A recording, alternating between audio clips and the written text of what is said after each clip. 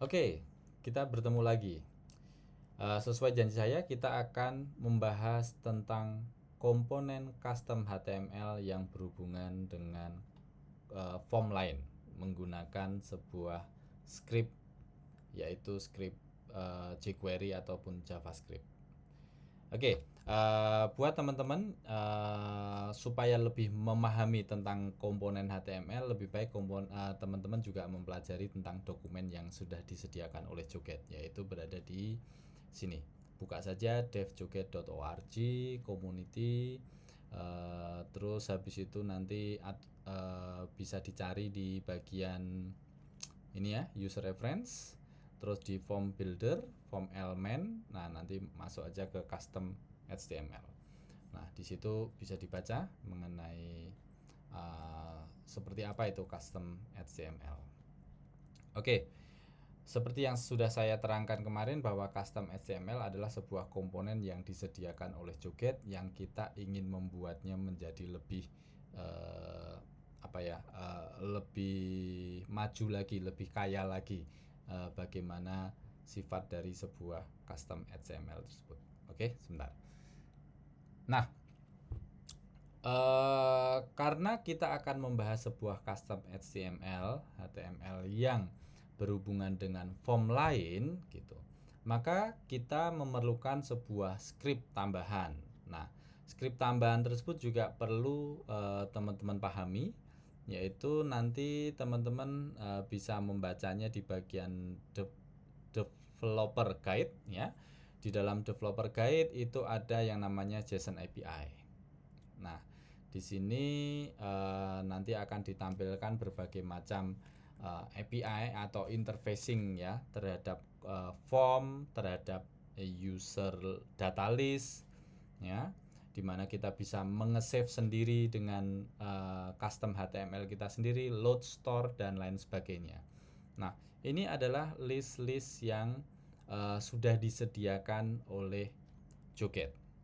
Nah, Joget akan selalu menggunakan ID ya, ID aplikasi, ID form, terus kemudian ID datalist dan lain sebagainya. Nah, kita akan belajar untuk mengambil sebuah data dari form lain atau dari datalist dengan menggunakan sebuah select box. Nah, kita nanti akan menggunakan yang ini karena dia adalah mengambil data, kita ambil data list. Nah, ini contohnya adalah web JSON data list. Apa ini? Ini adalah interface untuk kita bisa terkoneksi, komponen kita bisa terkoneksi dengan data list. Nah, kita klik saja di sini. Nah, dibaca ya, load record from a specific data list. Jadi ini nanti akan mengambil data. Nah, formatnya adalah nanti teman-teman harus ada seperti ini, web JSON data list, data slash list, app ID ini adalah ID aplikasi kita dan list ID kita. Nah, ini parameternya ya yang harus di teman-teman pahami. Nah, kemudian kalau kita sudah terkoneksi, kembaliannya apa? Yang dikembalikan sebenarnya adalah data-data, totalnya ada berapa, total record yang dikembalikan, terus datanya bentuknya seperti apa. Seperti itu. Ya. Oke, kita langsung saja ya. Kita akan membuat sebuah form baru. Kita akan bikin saja namanya FRM custom HTML. Ya, ini contohnya namanya adalah form custom. Nama tabelnya adalah CST gitu aja ya, CST HTML. Nah, kita save saja ya, ID-nya, ini ID-nya. Nah, kita nanti kan memerlukan sebuah app ID. App ID itu biasanya tertulis di sini setelah app slash. Nah, ini adalah app ID kita ya, yang nanti kita passing parameternya itu di sini. Kita nanti akan replace tulisan app ID ini dengan kasir app. Oke.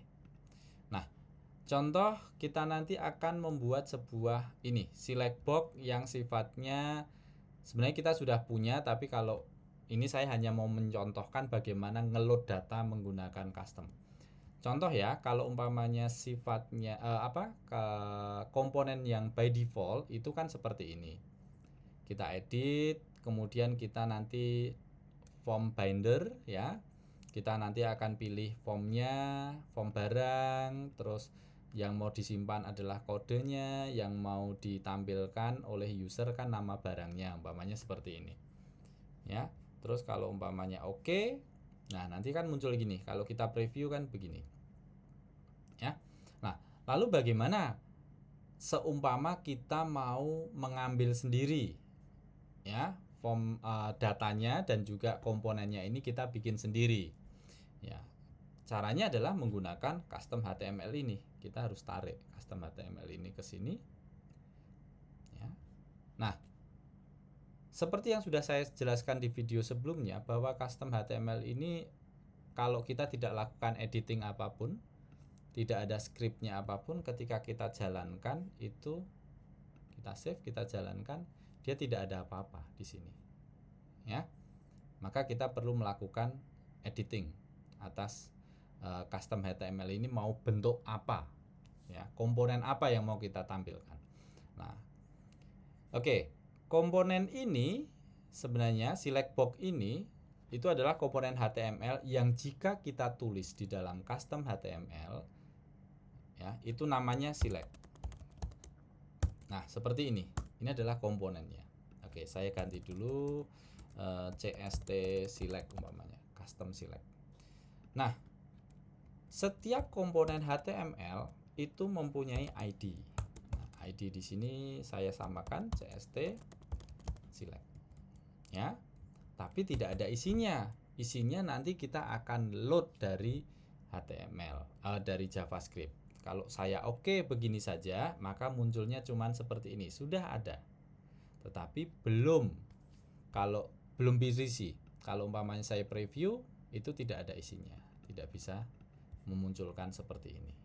Oke. Nah, selanjutnya kita akan isi. Cara mengisinya adalah kita menggunakan bantuan si JSON API tadi.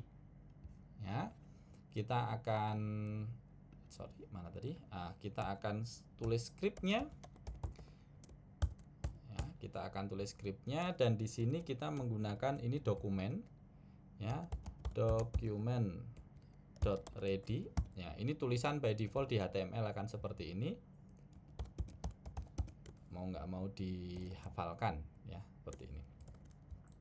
Nah, karena tulisan yang ada di sini ini adalah sebuah Ajax, kita nanti akan embedkan ke dalam Ajax. Nah, masih mungkin bingung lagi apa itu Ajax. Oke. Ajax adalah sebuah apa ya namanya? Bisa dikatakan metode. Ya, metode pengambilan data secara asinkronus gitu, ya. Nanti teman-teman bisa pelajari sendiri ya seperti apa itu, atau nanti saya bikinkan video secara terpisah. Oke, di sini kita intinya akan mengambil data. Lah, mengambil data itu kita menggunakan bantuan si Ajax. Nah, di dalam Ajax kita akan tulis di sini itu ada yang namanya type.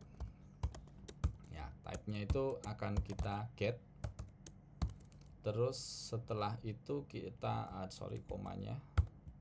Terus kita menggunakan URL. Nah, URL inilah yang nanti akan kita tuliskan di sana. Namanya HTTP.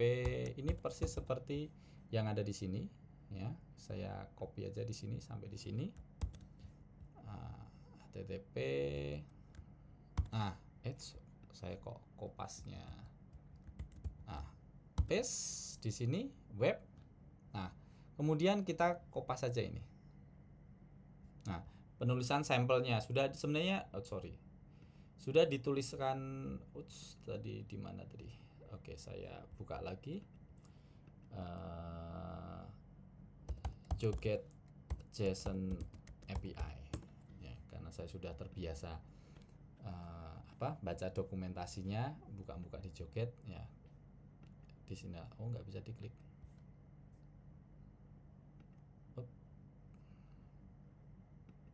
Nah, ini dia. Nah, di bagian bagian sini, sorry tadi. Nah, ini copy saja nih. Nah, copy.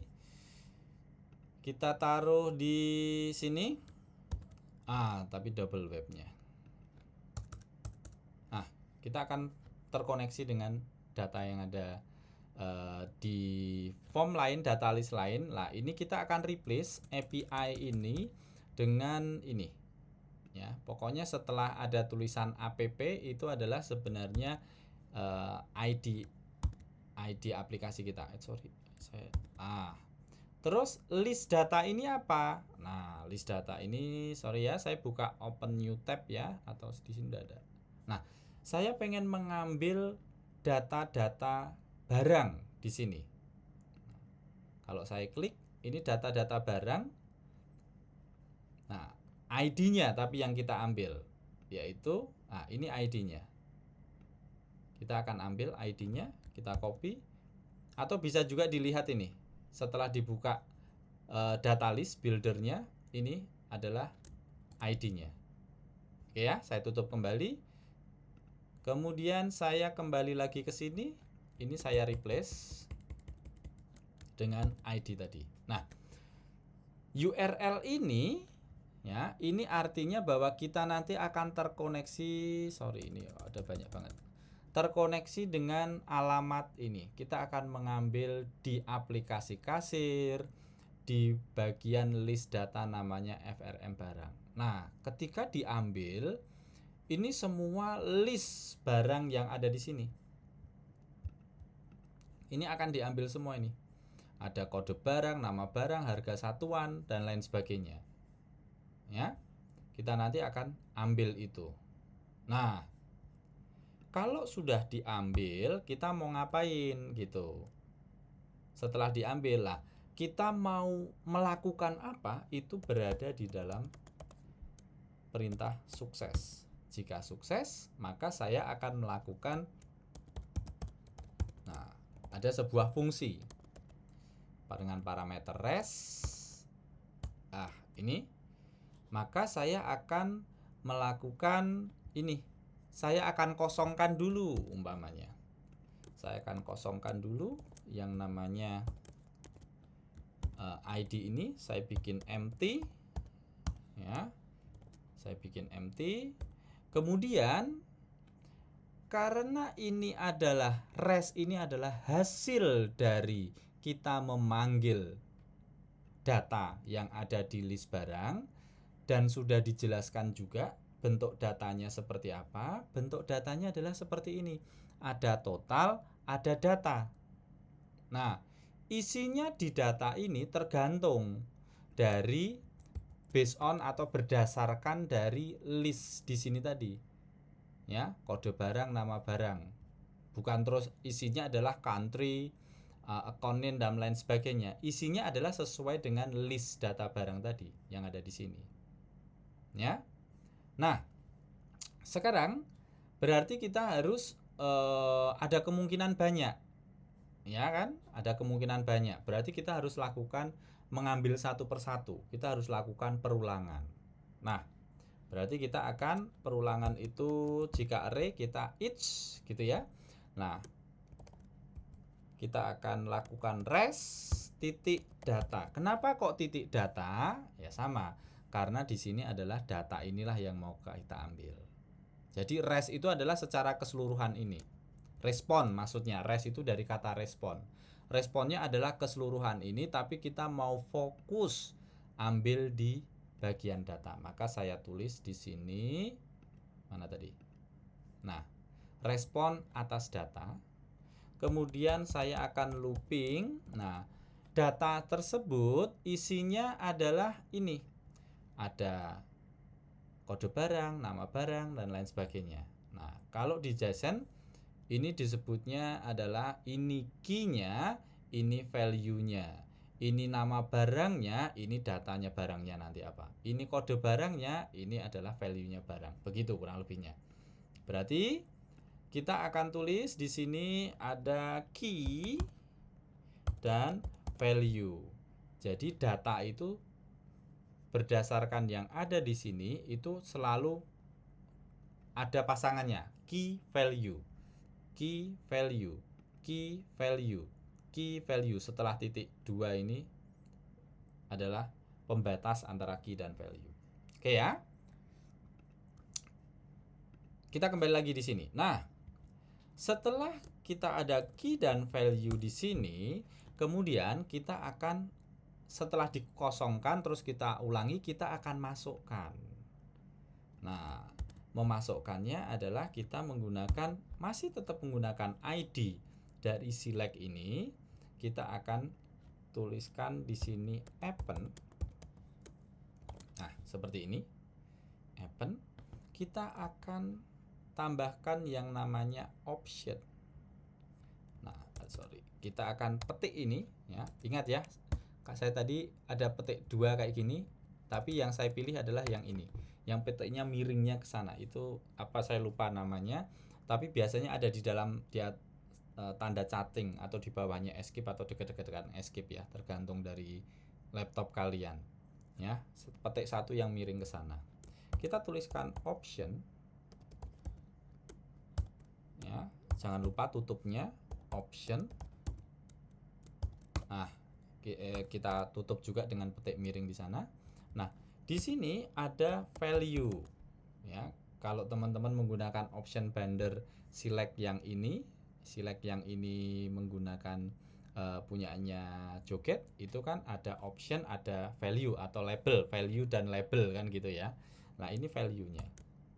Nah, value-nya itu kita akan menggunakan, penulisannya adalah menggunakan $, yaitu kita akan tulis value ya, value titik kode barang.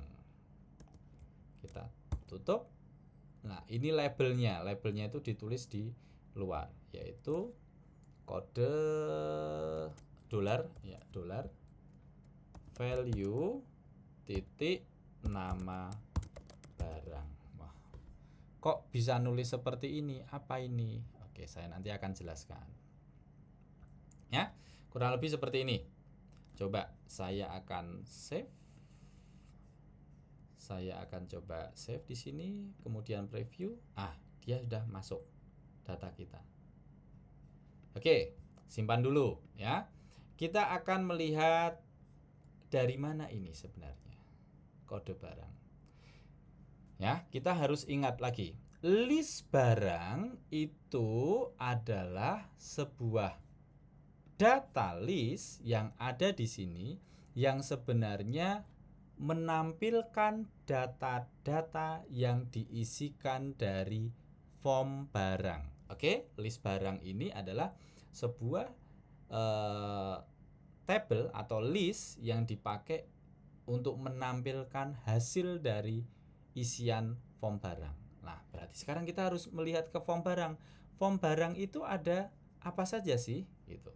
Kalau teman-teman lihat di sini, form barang ini ya, FRM barang ini sebenarnya adalah sebuah tabel di mana di dalam form barang ini ada kode barang. Labelnya sih kode barang, tetapi ID-nya tulisannya adalah kode barang. Ya. Nama barang ini ID-nya adalah nama barang. Saya tadi sudah menerangkan bahwa di dalam JSON seperti ini, karena kita berhubungan dengan yang namanya list ya, sedangkan list itu hanya untuk menampilkan ya, hasil datanya dari form barang, tapi sebenarnya yang kita ambil adalah mana tadi listnya, nama-nama kodenya, nama barang ini kan sebenarnya nama barang ini diambil dari,